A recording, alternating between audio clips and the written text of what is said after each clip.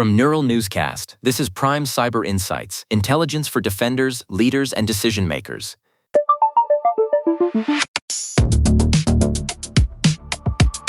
Welcome to Prime Cyber Insights for May 29th, 2026. Today, we're dissecting a sophisticated pivot in software supply chain attacks and the tools emerging to counter them. Starting with the NuGet ecosystem, security firm Socket recently identified a malicious package, Sicoob SDK, targeting Brazil's massive cooperative financial system. This isn't just a generic stealer, it's specifically designed to siphon client IDs and PFX certificates used to authenticate businesses within the Sicoob network. By capturing these files and their passwords, attackers can essentially impersonate a business to automate PIX payments or process fraudulent transactions. It's a surgical strike on B2B infrastructure, Aaron, and it's not isolated. We're also tracking 14 NPM packages published this week that typosquat libraries like OpenSearch and Elasticsearch. These packages use a pre-install hook to launch a credential harvester targeting AWS credentials, HashiCorp Vault tokens, and CI/CD secrets.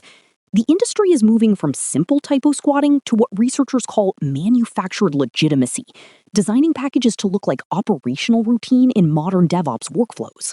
That operational routine is often where the biggest blind spots live. According to the NordLayer 2026 web-based threat report released earlier this week, there is a dangerous disconnect in the industry. While 73% of firms claim they are prepared for web-based attacks, 82% actually suffered a browser-based incident in the last year. Malware harvested nearly 2 million credentials and nearly 69 billion cookies in that time frame alone. Exactly. The browser is effectively the new perimeter, yet coverage by data loss prevention tools is only at 53%. Attackers aren't hacking in as much as they are just logging in using those stolen session cookies. This is why Google's general availability of device-bound session credentials, or DBSC for Chrome on Windows, is so significant. It ties the session cookie to the specific hardware, making it useless if an info stealer exfiltrates it to an external server. It's a critical control for the log-in era of breaches. Speaking of logging in, Lauren, we need to look at the Gogs Git service. Rapid7 recently disclosed a critical RCE vulnerability with a 9.4 CVSS score. It allows any authenticated user, even those on default configured instances with restricted registration, to execute arbitrary code.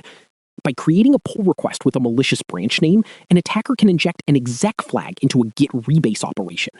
What makes the Gogs flaw particularly high risk is that it remains unpatched, despite being reported back in March. If you're running a self-hosted instance, you have to manually disable repository creation or user registration to mitigate this.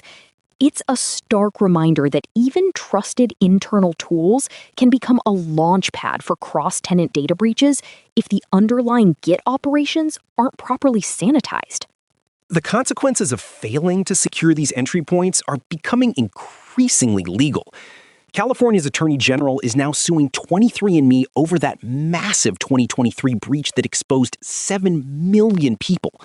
The state alleges the company's security was so lax that attackers operated undetected for 5 months. Meanwhile, Charter Communications just confirmed a breach affecting 4.9 million accounts after a voice phishing attack led to a Salesforce data exfiltration. Aaron, it's the same pattern. Identity-based entry leading to high-volume data theft. Whether it's the shiny hunters gang hitting telecom giants or state-backed actors exploiting troop location data through commercial brokers, the vulnerability isn't just the software, it's the life cycle of the credentials we use to manage it. Visibility and hardware-backed identity are the only paths forward. Audit your Gogs instances, review your NuGet dependencies, and if you're on Windows, ensure that Chrome DBSC is operational. This briefing is for informational purposes. For implementation, consult your security team. Find more technical insights at pci.neuralnewscast.com. Thanks for joining us. Neural Newscast is AI-assisted, human-reviewed. View our AI transparency policy at neuralnewscast.com. This has been Prime Cyber Insights on Neural Newscast, intelligence for defenders, leaders, and decision makers.